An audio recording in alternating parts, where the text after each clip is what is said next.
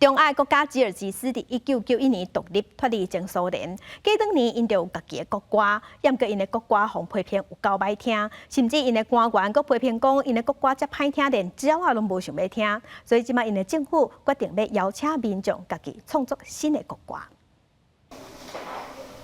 吉尔吉斯作曲家穆萨耶夫用钢琴弹伊创作的新版国歌。穆萨耶夫创作的新国歌节奏较轻快，甲即马旧版的国歌庄严雄壮的风格完全无同。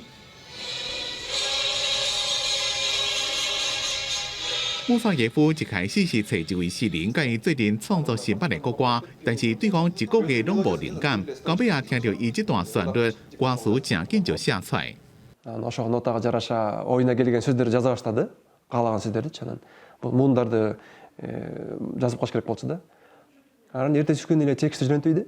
吉尔吉斯1991年脱离前苏联独立，1992年开始用即卖国歌，不过风格依然是正高的前苏联风格。吉尔吉斯国会议长甚至批评讲，即卖国歌歹听甲连鸟仔听到拢会赶紧飞走。到2023年年底，吉尔吉斯总统贾帕洛夫指示，将有新国歌来表现吉尔吉斯30几年来一直进步的精神，也邀请民间的作曲家做阵来创作。穆萨耶夫希望伊的作品被选到。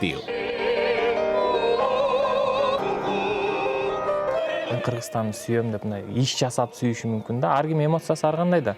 А мен композитор катары мен өзүмдүн сүйүүмдү өзүмдүн почерким менен өзүмдүн мүмкүнчүлүгүмө жараша берем. Анан ушу мелодиясы ушундай бир эргүү келип кеткенде жазгам. Анан ушундай күчтүү сезимдер менен денени титиретет, мындай руханий бийиктетет, ойготот дегендей деп эсептейм мен. 伫咧无发生剧烈政权改变，要彻底改变国歌，伫国际之间真罕见。这几年，只个那奥地利、澳洲加加拿大，因为时代原因，有改变国家歌词内面几个字。公司新闻金完庆编写。